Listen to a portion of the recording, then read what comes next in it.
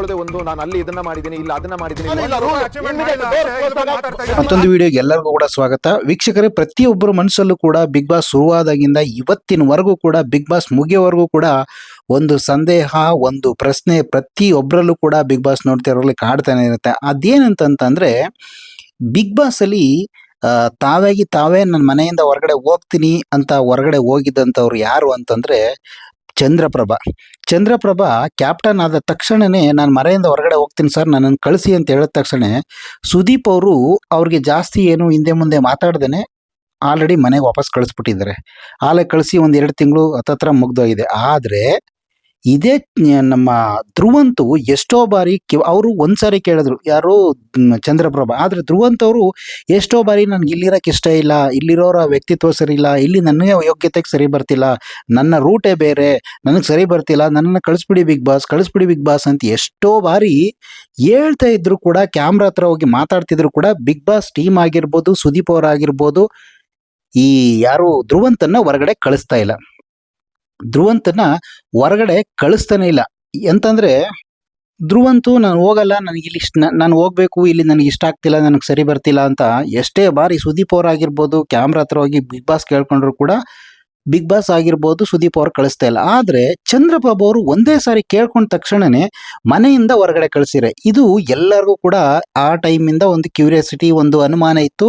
ಆದರೆ ಈ ಧ್ರುವಂತ್ ಎಷ್ಟು ಬಾರಿ ಕೇಳಿದ್ರು ಕೂಡ ಬಿಗ್ ಬಾಸ್ ಮನೆಯಿಂದ ಧ್ರುವಂತ್ನ ಕಳಿಸ್ತಾ ಇಲ್ಲ.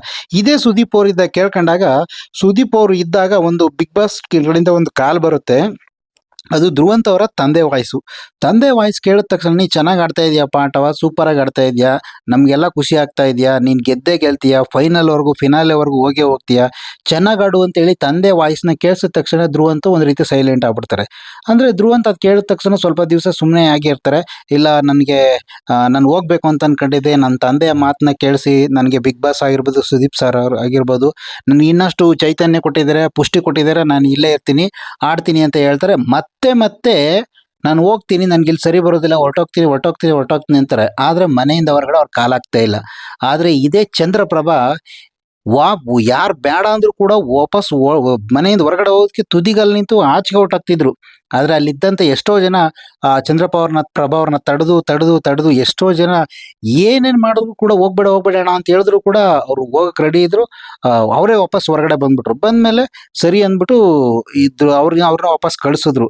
ಆದರೆ ಚಂದ್ರಪ್ರಭಾ ಅವರು ಹೊರಗಡೆ ಬಂದಾಗ ಎಷ್ಟೋ ಮೀಡಿಯಾದವರು, ಎಷ್ಟೋ ಸೋಷಿಯಲ್ ಮೀಡಿಯಾದವರು ಹೋಗಿ ಅವ್ರನ್ನ ಕೇಳಿದಾಗ, ನಾನು ಕೂಡ ಹೋಗಿ ವಿಚಾರ ಮಾಡಿದಾಗ ಅವ್ರು ಹೇಳಿದ್ದೇನು ಅಂತಂದ್ರೆ, ಇಲ್ಲ, ಅದು ಸಮಯ ಬಂದಾಗ ಹೇಳ್ತೀನಿ, ಸಂದರ್ಭ ಬಂದಾಗ ಹೇಳ್ತೀನಿ, ಸಂದರ್ಭ ಬಂದಾಗ ಹೇಳ್ತೀನಿ, ಅದು ಬರೋದಕ್ಕೊಂದು ಕಾರಣ ಅದೇ, ಅದು ಅಂತ ಒಂದ್ಸರಿ ಹೇಳ್ತಾರೆ. ಇನ್ನೊಂದ್ಸರಿಗೆ ಅವ್ರು ಹೇಳ್ತಿದ್ದೇನು ಅಂತಂದ್ರೆ, ಚಂದ್ರಪ್ರಭಾ ಅವರು, ಇಲ್ಲ, ನನಗೆ ಇಷ್ಟ ಆಗಲಿಲ್ಲ, ನನಗೇನೋ ತುಂಬ ಸಿನಿಮಾ ತುಂಬ ಕೆಲಸಗಳಿತ್ತು, ಹಂಗಾಗಿ ನಾನು ಅಲ್ಲಿಂದ ಬಂದ್ಬಿಟ್ಟೆ ಅಂತ ಹೇಳ್ತಾರೆ. ಜೊತೆಗೆ ಚಂದ್ರಪ್ರಭಾ ಅವರು ಇನ್ನೂ ಒಂದು ಹೇಳ್ತಾರೆ, ಏನಂದ್ರೆ, ನಾನು ಬಿಗ್ ಬಾಸ್ಗೆ ಹೋಗೋದು ನನಗೆ ತುಂಬ ವರ್ಷಗಳ ಕನಸಾಗಿತ್ತು, 1 ವರ್ಷದಿಂದ ತುಂಬ ಸ್ಟ್ರಗಲ್ ಮಾಡ್ತಿದ್ದೀನಿ, ನನಗೆ ಬಂದು ತುಂಬ ಖುಷಿ ಆಯಿತು ಅಂತ ಹೇಳ್ದಂಥ ಚಂದ್ರಪ್ರಭಾ ಅವರು ಮನೆಯಿಂದ ಇದ್ದಕ್ಕಿದ್ದಂಗೆ ಬಂದ್ಬಿಡ್ತಾರೆ ಅಂದಾಗ ಅಲ್ಲೊಂದು ಅನುಮಾನ ಸ್ಟಾರ್ಟ್ ಆಗುತ್ತೆ.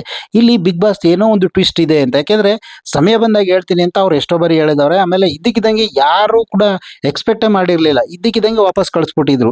ಮತ್ತೆ ಜೊತೆಗೆ ಬಿಗ್ ಬಾಸ್ ಶುರುವಾದ ಫಸ್ಟ್ ದಿನನೇ ರಕ್ಷಿತಾನ ಮನೆಯಿಂದ ಹೊರಗಡೆ ಇಟ್ಟು ಒಂದು 2-3 ದಿನ ಆದ್ಮೇಲೆ ಮತ್ತೆ ವಾಪಸ್ ಒಳಗಡೆ ಕರ್ಕೊಂಡಿದ್ರು.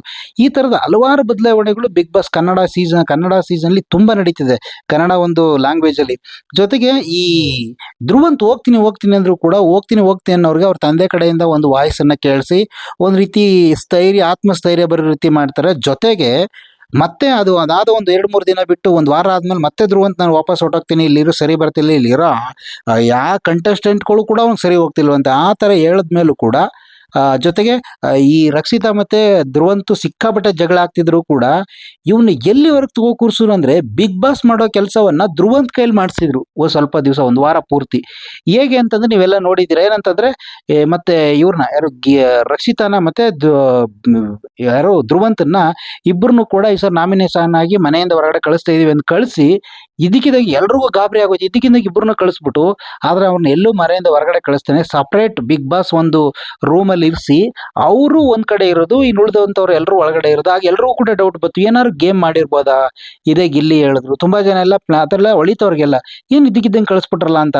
ಆಗ ಇವ್ರ ಬಗ್ಗೆ, ಧ್ರುವಂತ್ ಬಗ್ಗೆ ಎಲ್ಲ ಮಾತಾಡ್ತಿದ್ದು, ಮತ್ತೆ ರಕ್ಷಿತಾ ಬಗ್ಗೆ, ರಘುವರ್ ಆಗಿರ್ಬೋದು, ಮತ್ತೆ ಗಿಲ್ಲಿ ಆಗಿರ್ಬೋದು, ತುಂಬಾ ಮಿಸ್ ಮಾಡ್ಕೊಡ್ತಿದ್ದೆ ಅಂತನ್ನೆಲ್ಲ ಮಾತಾಡೋದು. ಅದನ್ನ ಇನ್ನೊಂದು ರೂಮಲ್ಲಿ ಕೂತ್ಕೊಂಡು ರಕ್ಷಿತಾ ಮತ್ತೆ ಧ್ರುವಂತ್ ನೋಡ್ತಿದ್ದಂಥದ್ದು. ಹೀಗೆ ಧ್ರುವಂತ್ ಹೋಗ್ತೀನಿ ಅಂದ್ರೂ ಕೂಡ ಒಂದೊಂದೊಂದೊಂದೊಂದೊಂದೊಂದು ಸ್ಪೇಸ್ ಕೊಡ್ತಾ, ಒಂದೊಂದು ಸಪೋರ್ಟ್ ಮಾಡ್ತಾ ಬಂದಿರೋ ಅವ್ರ ತಂದೆ ಕೈಲಿ ಮಾತಾಡಿಸ್ತಾರೆ. ಮತ್ತೆ ಆ ರೂಮ್ ಸಪ್ರೇಟ್ ರೂಮಲ್ಲಿ ಕೂರಿಸಿದಾಗ ಈ ಫುಲ್ ಬಿಗ್ ಬಾಸ್ ಮನೆಯ ಎಲ್ಲಾ ನಿರ್ಧಾರಗಳನ್ನು, ಯಾರಿಗೆ ಯಾವ ಆಟ ಆಡಿಸ್ಬೇಕು, ಯಾರನ್ನ ಕಳಿಸ್ಬೇಕು, ಯಾರಿಗೆ ಏನ್ ಮಾಡ್ಬೇಕು ಅನ್ನೋದನ್ನ ಇವರಿಬ್ರೇ ಫೈನಲ್ ಮಾಡ್ತಾರೆ. ಬಿಗ್ ಬಾಸ್ ಇವ್ರಿಗೆ ಅವಕಾಶ ಕೊಡ್ತಾರೆ. ಯಾರಿಗೆ? ಈ ಧ್ರುವಂತ್ಗೆ ಮತ್ತೆ ರಕ್ಷಿತಾಗೆ. ಮನೆಯಿಂದ ಹೊರಗಡೆ ಹೋಗಿದ್ದಾರೆ ಅಂತ ಒಳಗಡೆ ಇರೋರು ಅನ್ಕೊಂಡವ್ರೆ. ಆದ್ರೆ ಅವ್ರನ್ನ ಸಪರೇಟ್ ರೂಮಲ್ಲಿ ಇರಿಸಿ ಇವರು ಅವ್ರನ್ನ ಹ್ಯಾಂಡಲ್ ಮಾಡೋದು, ಇರೋ ಎಲ್ಲಾ ಕಂಟೆಸ್ಟೆಂಟ್ಗಳನ್ನ. ಒಂದು ವಾರ ಅದೇ ರೀತಿ ನಡೀತೆ. ಯಾರನ್ನ ಇದ್ ಮಾಡ್ಬೇಕು, ಯಾರು ನಾಮಿನೇಟ್ ಮಾಡ್ಬೇಕು, ಯಾರು ಏನ್ ಕೆಲಸ ಹೇಳ್ಬೇಕು, ಯಾರು ಗೆಲ್ಬೇಕು, ಯಾರು ಸೋಲ್ಬೇಕು, ಎಲ್ಲವನ್ನು ಅವ್ರಿಬ್ರು ಕೈಲಿ ಮಾಡಿಸ್ತಾರೆ. ಅರ್ರರ್ರೆ, ಇದೇನ್ರಿ ಇದು, ಇದೆಲ್ಲ ಹೋಗ್ತಾ ಇದೆ ಆಟ ಅನ್ನೋ ರೀತಿ ಒಂದ್ ರೀತಿ ಆಯ್ತು. ಆಮೇಲೆ ಅದಾದ್ಮೇಲೆ ನೆಕ್ಸ್ಟ್ ಮತ್ತೆ ಬಂದಾಗ ಇವರು ಮತ್ತೆ ಒಂದಷ್ಟು ದಿನ ನಾರ್ಮಲ್ ಆಗಿ ಆಟ ಆಡ್ತಾರೆ. ನಾರ್ಮಲ್ ಆಗಿ ಆಟ ಆಡಿ ಮತ್ತೆ ಇದ್ದಕ್ಕಿದ್ದಂಗೆ ಧ್ರುವಂತ್ ಅವ್ರನ್ನ ಸೀಕ್ರೆಟ್ ರೂಮ್ಗೆ ಹೋಗಿ ಕಳಿಸಿದ್ಮೇಲೆ, ಸೀಕ್ರೆಟ್ ರೂಮಲ್ಲಿ ಏನಾಯ್ತು ಅನ್ನೋದು ಯಾರಿಗೂ ಗೊತ್ತಿಲ್ಲ. ಸೀಕ್ರೆಟ್ ರೂಮಿಂದ ಹೊರಗಡೆ ಬಂದ ಮೇಲೆ ಇದೇ ಧ್ರುವಂತು ಆಮೇಲೂ ಕೂಡ ನಾನು ಹೋಗ್ತೀನಿ ಹೋಗ್ತೀನಿ ಅಂತ ಇದ್ದವರು, ಈಗ ಹೇಗಾದ್ರೂ ಸರಿ ಗಿಲ್ಲಿನ ಮುಗ್ಸೇ ಹೋಗ್ತೀನಿ, ಗಿಲ್ಲಿ ಅಂತೂ ಗೆಲ್ಸಕ್ಕೆ ಬಿಡದೇ ಇಲ್ಲ, ನಾನು ಹೋದ್ರೂ ಸರಿ ಗೆಲ್ಬಾರ್ದು ಅನ್ನೋ ರೀತಿ. ಆಮೇಲೆ ಜೊತೆಗೆ ರಕ್ಷಿತಾಗೆ ಓವರ್ ಆಗಿ ಮಾತಾಡುವಂಥದ್ದು. ಅಲ್ಲಿರೋರು ಎಲ್ರೂ ಕೂಡ, ನಾನು ಒಂಥರ ಸಿಂಗಲ್ ಸಿಂಹ ಇದ್ದಂಗೆ, ನಾನು ಯಾರನ್ನ ತಲೆ ಕೆಡಿಸ್ಕಲ್ಲ, ನೆನ್ನೆ ಹೇಳ್ದಂಗೆ, ನೆನ್ನೆ ರಾತ್ರಿ ಹೇಳೋಂಗೆ 24 ಜನ ಎದುರಿಸ್ಕೊಂಡು ನಾನು ಬಂದಿದ್ದೀನಿ ಅಂತ. ಒಂದ್ ಕಡೆ ಅಶ್ವಿನಿ ಅವ್ರದ್ದು ಒಂದೊಂದು ಟೈಮಲ್ಲಿ ಅವರು ಅರ್ಚಾಟ ಕಿರ್ಚಾಟ ಒಂದ್ ರೀತಿ ಮಾತಾಡಿದ್ರು, ಒಂದೊಂದು ಟೈಮು ಒಂದ್ ರೀತಿ ನಿಜವಾದ ಹೆಣ್ಮಗಳ ತರ ಅವ್ರು ಬದಲಾವಣೆ ಆಗ್ತಿದ್ರು. ಆದ್ರೆ ಈ ಧ್ರುವಂತು ಬಂದಾಗಿಂದ ಇಲ್ಲಿವರೆಗೂ ಹಿಂಗ ಆಗ್ತಾ ಇದ್ರು ಕೂಡ ಇಡೀ ಕರ್ನಾಟಕ ಜನತೆಗೆ ತುಂಬಾ ಬೇಸರ ಆಗ್ತಿದ್ರು, ಬೈತಿದ್ರು, ಕಳಿಸ್ಬಿಟ್ರಿ ಅಂತಿದ್ರು ಕೂಡ ಬಿಗ್ ಬಾಸ್ ಅವ್ರಿಗೆ ಮತ್ತೊಂದು ಅವಕಾಶಗಳನ್ನ ಕೊಟ್ಕೊಂಡೇ ಬರ್ತಿದ್ದಾರೆ. ಜೊತೆಗೆ ರಾತ್ರಿ ಬಿಗ್ ಬಾಸ್ ಅಲ್ಲಿ ಲಾಸ್ಟ್ ನಾಮಿನೇಷನ್ ಮಾಡುವಂತ ಒಂದು ಅವಕಾಶವನ್ನ ಪ್ರತಿಯೊಬ್ಬ ಸ್ಪರ್ಧಿಗಳಿಗೂ ಕೊಡ್ತಾ ಇದ್ದೀವಿ. ನಿಮ್ಮ ಅಂತರಾಳದಲ್ಲಿ ಉದಿ ಹೋಗಿರುವಂತ ನಿಮ್ಮ ನೋವುಗಳನ್ನ, ಅವ್ರ ಬಗ್ಗೆ ನಿಮ್ಮ ಅಭಿಪ್ರಾಯಗಳನ್ನ ಅವ್ರ ಬಗ್ಗೆ ಹೇಳ್ಕೊಂಡು, ನಿಮ್ಗೆ ಯಾರು ಇಷ್ಟ ಆಗಲ್ಲೋ ಅವ್ರನ್ನ ಒಂದು ಫೋಟೋವನ್ನ ಚೆಂಡಿಗೆ ಅಂಟಿಸಿ ಅವ್ರನ್ನ ಕಿಕ್ಔಟ್ ಮಾಡಿ ಒದ್ದು ಆಚೆ ಕಳಿಸಿ ಅಂತ ಒಂದು ಆಟ ಹಾಕಿದಾಗ, ಮೊದಲಿಗೆ ಒಂದು ಕ್ಯಾಪ್ಟನ್ ಆದಂತ ನಮ್ಮ ಯಾರು ಧನುಷ್ ಡೈರೆಕ್ಟ್ ಆಗಿ ನಾಮಿನೇಟ್ ಮಾಡ್ಬಿಡ್ತಾರೆ. ಯಾರನ್ನ? ಧ್ರುವಂತನ ನಾಮಿನೇಷನ್ ಮಾಡ್ರೆ, ಇವತ್ ನೋಡಿದ್ರೆ ಮತ್ತೆ ಧ್ರುವಂತ್ ಆಟದಲ್ಲಿದ್ದಾರೆ. ನಿಜವಾಗ್ಲೂ ಕೂಡ ಇವೆಲ್ಲವನ್ನು ಸುತ್ತುವರೆದ್ರೆ ಇಲ್ಲಿ ಒಂದು ಅನುಮಾನ, ಒಂದು ಕ್ಯೂರಿಯಾಸಿಟಿ ಬರುತ್ತೆ. ಆದ್ರೆ ಬಿಗ್ ಬಾಸ್ ನ ಒಂದು 12ನೇ ಸೀಸನ್ ತುಂಬಾ ಬದಲಾವಣೆಗಳಾಗಿದೆ. ತುಂಬಾ ಜನ ಸೆಲೆಬ್ರಿಟಿಗಳು ಬಂದಿದ್ದಾರೆ. ಒಂದು ವಾರ ಸುದೀಪ್ ಸರ್ ಇರಲಿಲ್ಲ. ಇಷ್ಟೆಲ್ಲ ಇದ್ರೂ ಕೂಡ ಹಲವಾರು ಬದಲಾವಣೆಗಳು, ಹಲವಾರು ಟ್ವಿಸ್ಟ್ಗಳನ್ನ ಬಿಗ್ ಬಾಸ್ ತುಂಬಾ ಈ ಸರಿ 12ನೇ ಸೀಸನ್ಲಿ ಬಿಗ್ ಬಾಸ್ ಅಲ್ಲಿ ಇರುವಂತ ಕಂಟೆಸ್ಟೆಂಟ್ಗಳು ಒಂದ್ ಕಡೆ ಆದ್ರೆ, ಬಿಗ್ ಬಾಸ್ ನ ಒಂದು ಕಂಟೆಂಟ್ ಒಂದ್ ರೀತಿ ಸಖತ್ತಾಗಾಯ್ತು ಅಂತ ನನ್ಗನ್ಸುತ್ತೆ. ನಮ್ಗನ್ಸೋ ಪ್ರಕಾರ ಏನಂತಂದ್ರೆ, ಧ್ರುವಂತನ್ನ ಇಟ್ಕೊಂಡಿರೋದು ಏನ್ ಕಾರಣಕ್ಕೆ ಅಂತ ಅನಿಸ್ಬೋದು ಅಂದ್ರೆ, ತುಂಬಾ ಜನ ಹೇಳ್ಬೋದು, ಈ ಎಲ್ಲ ಹೋದ್ಮೇಲೆ ಗಿಲ್ಲಿಗೆ ಸರಿಯಾಗಿ ಟಕ್ಕರ್ ಕೊಡೋರು ಯಾರು ಇಲ್ಲ. ಅಶ್ವಿನಿ ಒಬ್ಬರೇ ಇದ್ರೆ ಗಿಲ್ಲಿ ಬರೀ ಮಾತಾಡೇ ಮುಗಿಸ್ಬಿಡ್ತಾನೆ. ಗಿಲ್ಲಿ ಮತ್ತೆ ಧ್ರುವಂತ್ ಮತ್ತೆ ಅಶ್ವಿನಿ ಒಂದ್ ಕಡೆ ಇದ್ರೆ ಗಿಲ್ಲಿನ ಹೇಗಾದ್ರೂ ಮುಗಿಸ್ಬೋದು. ಗಿಲ್ಲಿಗೆ ಸರಿಯಾಗಿ ಟಕ್ಕರ್ ಕೊಡೋಕೆ ಸರಿ ಹೋಗುತ್ತೆ. ಬಿಗ್ ಬಾಸ್ ಆಟ ಇನ್ನೂ ಚೆನ್ನಾಗಾಗುತ್ತೆ. ನೋಡ್ತಿರೋರು ಒಂದು ಕ್ಯೂರಿಯಾಸಿಟಿ ಮತ್ತೆ ಇನ್ನೂ ನೋಡೋ ಆಸಕ್ತಿ ಬರುತ್ತೆ ಅನ್ನೋದಕ್ಕೋಸ್ಕರ ಉಳಿಸ್ಕೊಂಡಿದ್ದಾರೆ ಅಂತ ಕೆಲವರು ಮಾತಾಡ್ತಿದ್ದಾರೆ. ಧ್ರುವಂತು ಏನ್ ಆಡದೇ ಇದ್ರು, ಏನ್ ಆಗದೆ ಇದ್ರು ಕೂಡ ಒಂದ್ ರೀತಿ ಅವನ ನಡವಳಿಕೆ, ಕೆಲಸ ಎಲ್ಲಗಳನ್ನು ಚೆನ್ನಾಗಿ ಮಾಡ್ತಾರೆ. ಕೆಲವೊಂದು ಆಟಗಳನ್ನು ಚೆನ್ನಾಗಿ ಆಡ್ತಾರೆ. ಎಷ್ಟೋ ಬಾರಿ ಸ್ಟಾರ್ಟಿಂಗು ಅಶ್ವಿನಿ ಅವ್ರಿಗೂ ಧ್ರುವಂತ್ಗೂ ಸಿಕ್ಕಾಬಟ್ಟೆ ಮಾರಾಮಾರಿಯಾಗಿ ನಡೀತಿತ್ತು. ಆದ್ರೆ ಇವತ್ತು ಅವರಿಬ್ರು ಒಂದ್ ರೀತಿ ಗೆಳೆಯನ್ ತರ, ಫ್ರೆಂಡ್ ತರ, ಒಂಥರ ಮಗನ್ ತರ ಅಂತ ಜೊತೆಲೇ ಇರ್ತಾರೆ. ಆದ್ರೆ ಈಗ ಧ್ರುವಂತು ಹತ್ರ ಬರ್ತಾ ಇನ್ನೊಂದು ವಾರ ಇದೆ ಅನ್ನುವಾಗ ಎಂತ ರೀತಿ ವರ್ತಿಸ್ತಿದ್ದಾರೆ ಅಂತಂದ್ರೆ, ನಾನು ಯಾರಿಗೂ ಕೇರ್ ಮಾಡೋದಿಲ್ಲ, ಬಿಗ್ ಬಾಸ್ಗೂ ಕೇರ್ ಮಾಡೋದಿಲ್ಲ, ಆ ತರ ನಡ್ಕತಿದ್ದಾರೆ ಅಂತ ಒಂದ್ ರೀತಿ ಸಿಕ್ಕಾಬಟ್ಟೆ. ಯಾಕೆಂತಂದ್ರೆ ಹಿಂದೆನೆ ನಡೆದಿತ್ತು, ನಿಮ್ಗೆ ಎಲ್ರಿಗೂ ಗೊತ್ತಿದ್ದಂಗೆ. ಬಿಗ್ ಬಾಸ್ ಅಲ್ಲಿ ಏನು ಒಂದು ಟ್ವಿಸ್ಟ್ಗಳು ಮಾಡ್ತಾವ್ರೆ ಅಂತಂದ್ರೆ, ಮಧ್ಯದಲ್ಲಿ ಇದ್ದಕ್ಕಿದ್ದಂಗೆ ಒಂದು ಗಿಲ್ಲಿ ಮತ್ತೆ ಅಶ್ವಿನ್ ಅವ್ರ ಮಧ್ಯೆ ನಡೀತಿದ್ದಂಗೆ ಇದ್ದಕ್ಕಿದ್ದಂಗೆ ಒಂದು ಕಾಲ್ ಬರುತ್ತೆ, ನಾವೊಂದು ಬ್ಯಾಚುಲರ್ ಪಾರ್ಟಿ ಮಾಡಿಸ್ಬೇಕು ಅಂದ್ಬಿಟ್ಟು ಒಂದು 4-5 ಜನ, ಮಂಜಣ್ಣ, ರಜತ್, ಮತ್ತೆ ಚೈತ್ರ, ಮತ್ತೆ ಇನ್ನೊಂದಷ್ಟು ಮೋಕ್ಷಿಕ, ಇವರೆಲ್ಲರೂ ಬರ್ತಾರೆ. ಇದ್ದಕ್ಕಿದ್ದಂಗೆ ಬಂದ್ಬಿಡ್ತಾರೆ. ಅವ್ರು ಬಂದು ಇವ್ರನ್ನೆಲ್ಲರೂ ಒಂದ್ ರೀತಿ, ನಾವು ಸೇವಕರ ತರ ನೀವು ನೋಡ್ಕೋಬೇಕು, ನೀವು ನಮ್ಗೆ ಸೇವಕರು, ನಮ್ಮನ್ನ ಚೆನ್ನಾಗಿ ನೋಡ್ಕೋಬೇಕು ಅನ್ನೋದು. ಆಮೇಲೆ ಇದ್ದಕ್ಕಿದ್ದಂಗೆ ಎಲ್ಲರಿಗೂ ತಲೆ ಕೆಟ್ಟೈತೆ, ಅವ್ರು ಬಂದು ಅವ್ರನ್ನೆಲ್ಲ ಚೆನ್ನಾಗಿ ನೋಡ್ಕೋಬೇಕು. ಹಾಗೆ ಎಲ್ಲ ಬಿಗ್ ಬಾಸ್ ಅವ್ರ ಮನೇಲಿ ಎಲ್ಲ ಕಿತ್ತಾಡ್ತಿದಾರೆಲ್ಲರೂ ಒಂದಾಗ್ಬಿಡ್ತಾರೆ. ಏನ್ ಇವ್ರದ್ದು ಓವರ್ ಆಟಿಟ್ಯೂಡ್ ಆಗ್ಬಿಡ್ತಲ್ಲ, ಎಲ್ಲರಿಗೂ ತಲೆ ಕೆಟ್ಟೈತೆ. ಜೊತೆಗೆ ನೋಡ್ತಿರುವಂತ ನೋಡಿರುವಂಥ ಕನ್ನಡಿಗರಿಗೆ ತಲೆ ಬಿಸಿ ಆಗೋಗುತ್ತೆ. ಇದೇನಿದು ಹಿಂಗೆ ಇದ್ದಕ್ಕಿದ್ದಂಗೆ ಕಳ್ಸೋರಲ್ಲ, ಅದೊಂದಾಗುತ್ತೆ. ಆಮೇಲೆ ಅವರು ಅದು ಮುಗಿತಿದ್ದಂಗೆನೆ ಆಮೇಲೆ ಬಂದಿರುವಂಥ 5 ಜನದಲ್ಲಿ ಇಬ್ಬರು ಕಂಟೆಸ್ಟೆಂಟು ಇಲ್ಲೇ ಒಂದು ರೀತಿ ಸ್ಪರ್ಧಿಗಳು ಉಳ್ಕೊತಾರೆ ಅಂತಂದಾಗ ಜನಕ್ಕೆ ಇನ್ನೂ ಬಿಸಿ ಆಗುತ್ತೆ. ಯಾರು ಉಳ್ಕೊತಾರೆ? ಚೈತ್ರ ಮತ್ತೆ ರಜತ್ ಉಳ್ಕೊತಾರೆ. ರಜತ್ ಉಳ್ಕೊಂಡಾಗ ಇವರಿಬ್ಬರು ಎಲ್ರಿಗೂ ಜನಕ್ಕೆ ಅನ್ಸುತ್ತೆ ಇವರಿಬ್ಬರನ್ನ ಉಳಿಸ್ಕೊಳ್ಳೋ ಬದಲು ವೈಲ್ಡ್ ಕಾರ್ಡ್ ಎಂಟ್ರಿ ಆಗಿ ಬಂದ 5 ಜನನ ಅಲ್ಲ 5 ಜನ ಗೆಸ್ಟ್ ಆಗಿ ಬರ್ತಾರೆ. ಗೆಸ್ಟ್ ಆಗಿ ಬಂದು ಇಬ್ಬರನ್ನ ಹಿಂಗೆ ಉಳಿಸ್ಕೊಂಡಿರೋ ಬದಲು ಯಾರೋ ಹೊಸಬ್ರಿಗೆ ಅವಕಾಶ ಕೊಡ್ಬೋದಾಯ್ತಲ್ಲ, ಬಿಗ್ ಬಾಸ್ ಮಾಡ್ತಾ ಇರೋದು ತಪ್ಪು ಅಂತ ಜನ ಅನ್ಕೋತಿದ್ರು. ಒಟ್ಟಿನಲ್ಲಿ ಸುಮ್ಮನೆ ನೋಡ್ತಿದ್ರು, ಜನಕ್ಕೆಲ್ಲ ತಲೆ ಬಿಸಿ ಆಯ್ತಿತ್ತು. ಆದ್ರೆ ಒಂದ್ ಸ್ವಲ್ಪ ದಿವಸ ಆಗ್ತಿದ್ದಂಗೆ ಅವರಿಬ್ರು ಕೂಡ ಮನೆಯಿಂದ ಹೊರಗಡೆ ಬಂದ್ಬಿಟ್ರೆ. ಇವರಿಬ್ರು ಬಂದಿದ್ದು ಬರೀ ನಿಮ್ಮನ್ನ ಬೂಸ್ಟ್ ಮಾಡಕ್ಕೋಸ್ಕರ, ನಾವು ನಿಮ್ಮನ್ನ ಬೂಸ್ಟ್ ಮಾಡಕ್ ಬಂದಿದ್ದು, ನಾವ್ಯಾರು ನಿಮ್ ಜೊತೆಗೆ ಆಟ ಆಡಕ್ ಬಂದಿದ್ದಲ್ಲ ಅಂತ. ಈ ತರದ ಎಷ್ಟೊಂದು ಬದಲಾವಣೆಗಳು ಬಿಗ್ ಬಾಸ್ ಅಲ್ಲಿ ಒಂದ್ ರೀತಿ ತುಂಬಾ ಈ ತರದ್ ಬೇಕು. ಇವತ್ತೊಂದು ಸಿನಿಮಾ ನೋಡ್ಬೇಕು ಅಂದ್ರೆ ಒಂದು ಕ್ಯೂರಿಯಾಸಿಟಿ ಬಿಲ್ಡ್ ಆಗ್ಬೇಕು. ಸಿನಿಮಾ ಈಗಾಗುತ್ತೆ ಅನ್ನೋದಕ್ಕಿಂತ ಅದನ್ನ ಮೀರಿ ಆದಾಗ ಸಿನಿಮಾ ನೋಡೋ ಒಂದು ಖುಷಿ ಆಗುತ್ತೆ. ಆ ತರದ ಒಂದು ಬಿಲ್ಡ್ ನ ಜಿಜ್ವಲ್ ಕೂಡ ಈ ಸಾರಿ 12 ಸೀಸನ್ ಸಿಕ್ಕಾಬಟ್ಟೆ ಮಾಡಿದೆ.